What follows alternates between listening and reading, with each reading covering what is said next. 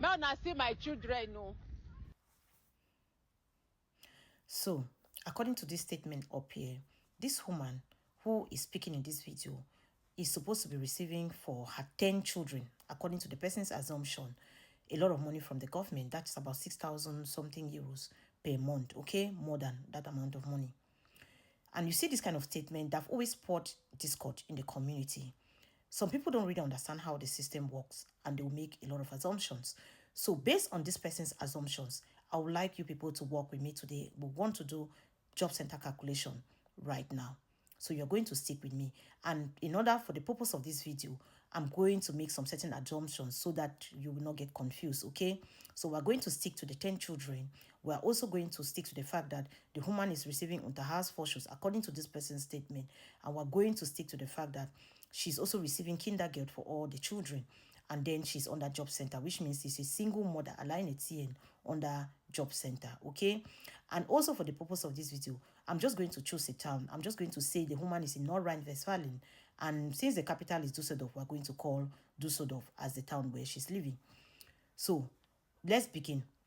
When you are receiving money from job center, Alleinerziehend, okay, you have already what we call Regesatz that is being paid to Alleinerziehend. So if we have to calculate it that she's living in job center, she's taking money from job center and she's living in Düsseldorf. In Düsseldorf, Alleinerziehend, we get 563 euros. Because let's remember that the money that you get from job center could also depend in the town where you're living. Because we're going to put in rents in this. So 563 for the woman herself, and then for 10 children, let's assume age for these children are, all the children fall below the age of 11 years, okay, which means they're not above 11. We'll assume now that they're not adults. So from job center, they'll be getting 390 euros per person. If we have to calculate 390 times 10, and then we calculate plus the 563, we will see that the woman is supposed to be getting from job center without rents 4,463 euros monthly. All right. So let's keep that aside. 4,463 euros without rent.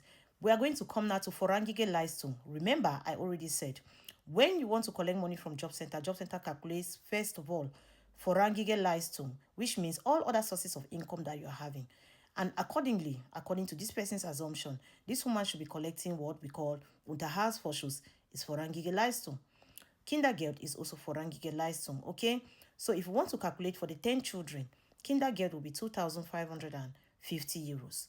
And also, Unterhaus Vorschuss, if we want to say all the children are the same age or they don't go above a certain age, is 301 euros per child. So if we join 301 times 10, we're going to have 3,010 euros, okay? And Kindergeld for 10 children is 2,550 euros, which means per month, this woman should be collecting extra income, which doesn't have to do with job center. That's Unterhaus Vorschuss and Kindergeld, 5,060 euros per month. But remember that what job center could pay her is 4,463 euros. So which means she's already about 1,000 euros above what job center is supposed to pay her.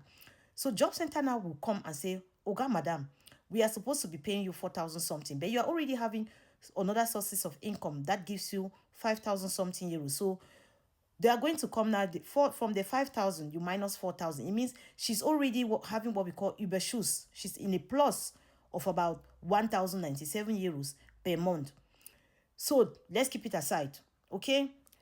If we come now to rents in Düsseldorf for about 11 persons, the woman's 10 children plus her, job center will pay maximum 2,600 euros for rents, 2,600 and about 37 euros for Bestandsimmobilie, okay? So 2,600 euros. Job center will see now that you are having about 1,097 euros plus. So we are going to be reduce the amount of rents that we are going to pay for you. So instead of job center giving her the full amount of the rent, job center is only giving her half, because remember, she's having a plus of 1,000 something euros. That's how it works. Which means if you are following me and you are calculating, you will see that the 1,097 euros plus the 5,000, about 60 euros she's having, is about 6,000 something euros. Plus how much job center is supposed to give her is supposed to be just about 1,000 something euros. So if you calculate everything, is going to be about 7,100 euros. Okay. From that 7,100 euros, remember, job center is not the one paying her rents. And we already assumed that the rents in Dusseldorf is 2,600 and about 37 euros. Let's take 2,600. So 7,100 minus 2,600 is going to give you about 4,460 something euros. That is the amount of money.